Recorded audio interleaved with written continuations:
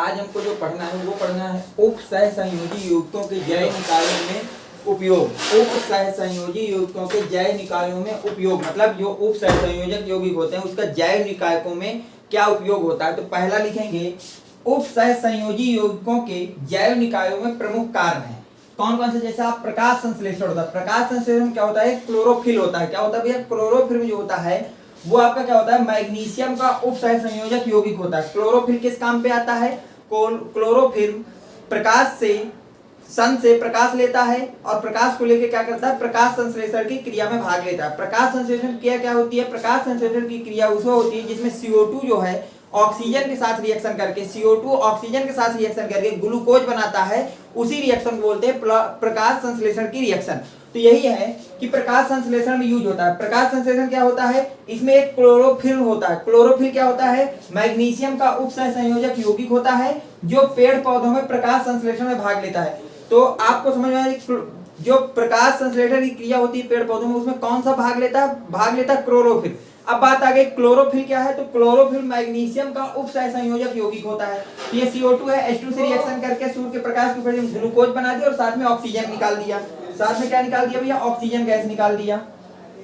Oxygen gas निकाल दिया। Okay, अब हम अगर बात करें ऑक्सीजन के वाहक के रूप में कैसे यूज किया जाता है। रक्त का लाल रंग जो हीमोग्लोबिन होता है आपका, हीमोग्लोबिन के कारण होता है। रक्त का जो हमारे कलर रेड कलर का होता है, जो हमारे पास ब्लड जो होता है वो रेड कलर का किसके कारण होता है भैया, हीमोग्लोबिन के कारण होता है। किसके कारण होता है, हीमोग्लोबिन के कारण होता है, जो आयरन का एक जटिल यौगिक है। और हीमोग्लोबिन क्या है, हीमोग्लोबिन आपके आयरन का एक जटिल यौगिक होता है जो जंतुओं के लिए ऑक्सीजन वाहक का कार्य करता है। तो याद रखना, जो हमारा ब्लड होता है, ब्लड में रेड कलर किसके कारण आता है भैया, वो हमारा आता है हीमोग्लोबिन के कारण। और हीमोग्लोबिन क्या होता है, ये आयरन का एक जटिल यौगिक होता है जो जंतुओं में ऑक्सीजन वाहक मतलब ऑक्सीजन को फ्लो करता है पूरे आपके सिस्टम में। ठीक है, अब आते हैं विटामिन B12 में। विटामिन B12 में क्या होता है, विटामिन B12 जो होता है वो कोबाल्ट का एक संकर यौगिक होता है मतलब जटिल यौगिक होता है। तो याद रखना विटामिन B12 भी क्या होता है, ये आपका कोबाल्ट का एक जटिल यौगिक होता है। ये आपके यूज हो गए उप सहसंयोजक यौगिकों के जैव निकायों में यूज हो गए। अब हमको जो अगला टॉपिक पढ़ना है वो हमको पढ़ना है समावयता। उप सहसंयोजक यौगिकों की समावयता को पढ़ना है, तो इसका स्क्रीनशॉट ले लीजिए, आगे चलते हैं।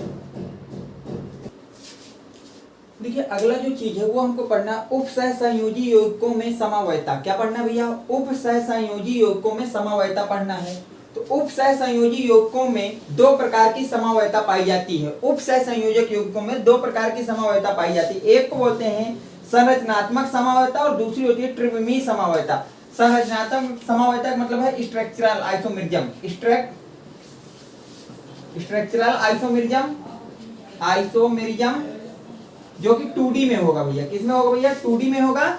और जो त्रिविमीय समावयता होता है इसका मतलब होता है आपका त्रिविमीय आइसोमेरिज्म हो गया। इसको हम लोग 3D में लिखते हैं। किसमें पढ़ते हैं भैया, 3D में पढ़ते हैं। किसमें पढ़ते हैं, 3D में। ठीक, तो आपके पास दो तरह की समावयता होती है, एक होती है स्ट्रक्चर और एक होती है आपके पास ऑप्टिकल आइसोमेरिज्म। Optical isomerism. ठीक, तो जो आपके पास उप सहसंयोजी यौगिकों में समावयता होती है दो तरह की होती है।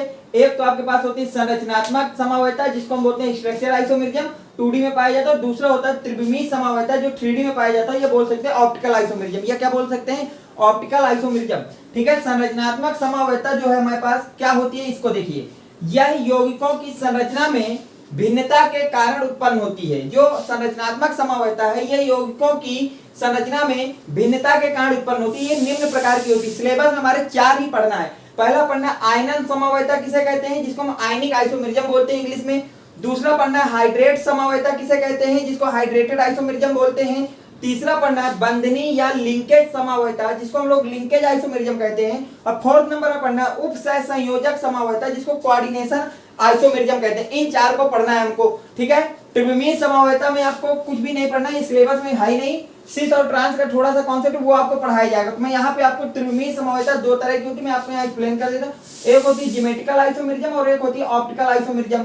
ठीक है, एक होती है ऑप्टिकल आइसोमेरिज्म और एक होती है ज्योमेट्रिकल आइसोमेरिज्म, जो कि आपको थोड़ा सा केवल ज्योमेट्रिकल आइसोमेरिज्म को पढ़ना है, ऑप्टिकल आपके सिलेबस में नहीं है। और जो आपके पास बता स्ट्रक्चर आइसोमेरिज्म वो आपको 4 पढ़ने सिलेबस के अनुसार। आयनन समावयता पढ़ना है, हाइड्रेटेड समावयता पढ़ना है, बंधनी या लिंकेज आइसोमेरिज्म पढ़ना है, उप सहसंयोजक आइसोमेरिज्म पढ़ना है। तो इसको नोट करिए। अब हम पहला आपका संरचनात्मक समावयता हम देखते हैं कि आयनन समावयता किसे कहते हैं, इसको नोट कर लीजिए। देखिए अब हमको जो अगला टॉपिक पढ़ना है वो क्या है, आयनन समावयता क्या कहते हैं। देखिए समावयता का सीधा सा मतलब ये है कि दो या दो से अधिक कंपाउंड आपके रखे हो, उनका जो आपका मॉलिक्यूलर फार्मूला सेम हो बट उनकी कंडीशन जो हो वो अलग अलग हो। जैसे कि देखिए आयनन समावयता क्या होता है, वो शकील यौगिक जिनमें अणु सूत्र एक समान होता है। अणु सूत्र का मतलब दोनों का जो फार्मूला हो वो एक ही तरह का हो, परंतु जल या अन्य विलायकों में घोलने पर वियोजित होकर अलग अलग आयन देते हैं, आयनन समावयी कहलाते हैं। यह घटना आयनन समावयता कहलाती है।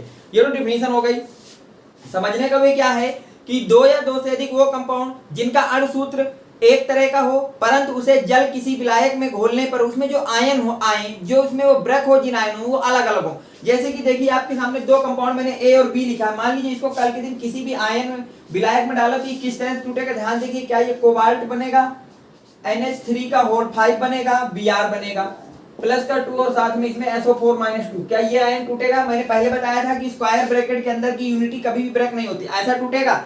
और ये आपस में रखा है तो क्या अगर मैंने इसको कल के दिन आयनन कराया किसी विलायक में डालो तो ये किस तरह से टूटेगा, CO देगा, NH3 का होल 5 देगा, SO4 देगा, प्लस का 1 देगा और साथ में Br- देगा। क्या ऐसा ये बिल्कुल ब्रेक होगा? आप इतना मानते हैं? अगर इतना मानते हैं ध्यान देखिए। अब देखिए दोनों के आयनन हमने देखा, दोनों के आयन अलग अलग है। इसमें +2 आयन है, इसमें +1 आयन है, इसमें Br-, इसमें SO4 -2 है। और साथ ही देखा एक CO 5 NH3 5 NH3, एक SO4 एक SO4, एक Br एक Br। तो जो इसका अणु सूत्र है वो सेम है, लेकिन जब इसको किसी विलायक या जल में डाला गया तो इससे मिलने वाले आयन दोनों अलग अलग हैं। तो ये A और B आपस में एक दूसरे के क्या है भैया, आयनन समावयता कहलाएंगे, आयनन समावयी कहलाएंगे। ये एक दूसरे के आपस में क्या कहलाएंगे भैया, आयनन समावयी कहलाएंगे। पहला कॉन्सेप्ट समझ में आया। अब चलते हैं दूसरे की तरफ, जिसको हम लोग बोलते हैं हाइड्रेटेड समावयता किसे कहते हैं। दूसरे का क्या नाम भैया, हाइड्रेटेड समावयता। तो वे शकील यौगिक जिनमें उप सहसंयोजी क्षेत्र के अंदर तथा बाहर जल के अणुओं की संख्या भिन्न भिन्न पाई जाती है, हाइड्रेट समावयी कहलाते हैं तथा यह घटना हाइड्रेट समावयता कहलाती है। हाइड्रेट समावयता कुछ नहीं होती, जब आपके पास ऐसे अणुसूत्र लिखे हों, ऐसे अणुसूत्र के फार्मूले लिखे हों जिनका अणुसूत्र सेम हो पर उसमें जल की अलग अलग मात्रा हो, तो उसको हम लोग क्या बोलते हैं भैया, हाइड्रेटेड आइसोमेरिज्म बोलते हैं। हाइड्रेटेड समावयता या हाइड्रेटेड आइसोमेरिज्म बोलते हैं। अब देखिए जैसे कि मैंने आपके लिख लिया है CrCl3.6H2O भिन्न हाइड्रेटेड समावयी यौगिक प्रदर्शित करता है। ठीक है, मैं आपको दिखा देता हूं ये कौन कौन से भिन्न समावयी यौगिक को आपके प्रदर्शित करता है, वो भी आप देख लीजिएगा।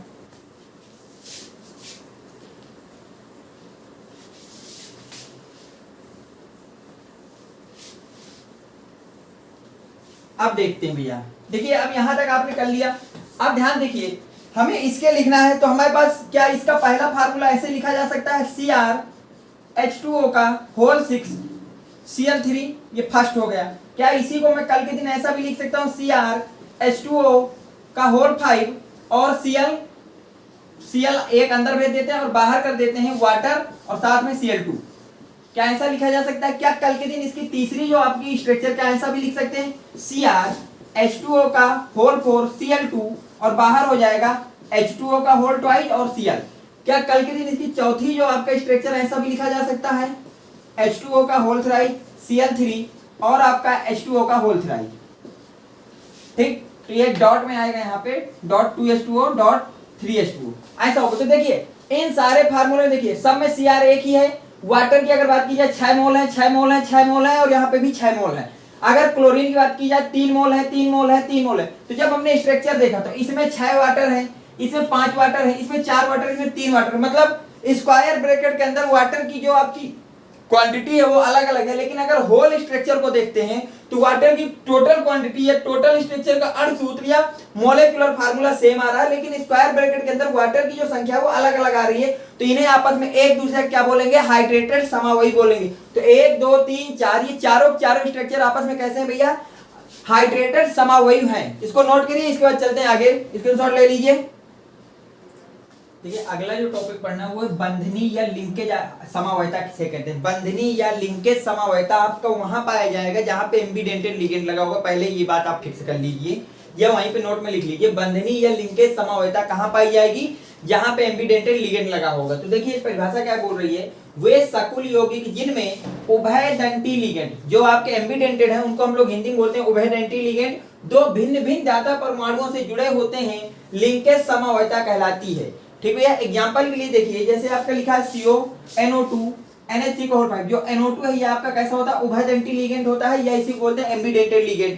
तो आपको देखिए एक बार नाइट्रोजन कोबाल्ट को दे रहा है, एक बार क्या दे रहा है, ऑक्सीजन दे रहा है। तो ऐसी चीजों को जब हमारा किसी भी उप सहसंयोजक यौगिक में अगर एम्बिडेंटेड लिगेंड लगा है तो वो जो लिंकेज शो करता है या जो वो समवायता शो करता है उस समवायता को क्या बोलते हैं, बंधनी या लिंकेज समवायता बोलते हैं। जैसे यहाँ NO2 लिखा है और यही एम्बिडेंटेड लिगेंड दोबारा क्या हो गया, ONO हो गया। ठीक, लास्ट जो आपको पढ़ना है, उप सहसंयोजक समवायता क्या होती है, वे सकुल यौगिक जिनमें धनायन तथा ऋणायन दोनों ही सकुल होते हैं। पहली बात, उप सहसंयोजक समवायता कहां पाई जाएगी, ये उन सकुल यौगिकों में पाई जाएगी जहां धनायन और ऋणायन दोनों के दोनों सकुल होते हैं, तथा उप सहसंयोजी क्षेत्र के बीच लिगेंड का आदान प्रदान हो जाता है। जो उप सहसंयोजी क्षेत्र होता है उसके बीच में क्या हो जाता है, लिगेंड का आदान प्रदान हो जाता है, उप सहसंयोजक समवायता कहलाती है। एग्जांपल देखिए, CONH3 का होल 6 और COCN का होल 6। अब की बार जो दूसरा स्ट्रक्चर लिखा है उसमें CN पहले आ गया और NH3 बाद में, मतलब CN उठ के यहाँ आ गया और अमोनिया अगले में यहाँ चला गया है।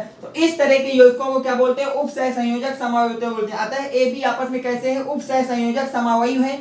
नोट करिए इसको। अब जो आपको नेक्स्ट वीडियो में पढ़ाया जाएगा वो आपको पढ़ाया जाएगा कि उप सहसंयोजक यौगिकों का नामकरण कैसे करते हैं। हम लोग नामकरण को सीखना होगा, इसको नोट कर लिए, स्क्रीनशॉट लिए। नेक्स्ट वीडियो में हम लोग देखेंगे कि इनका नामकरण कैसे करते हैं।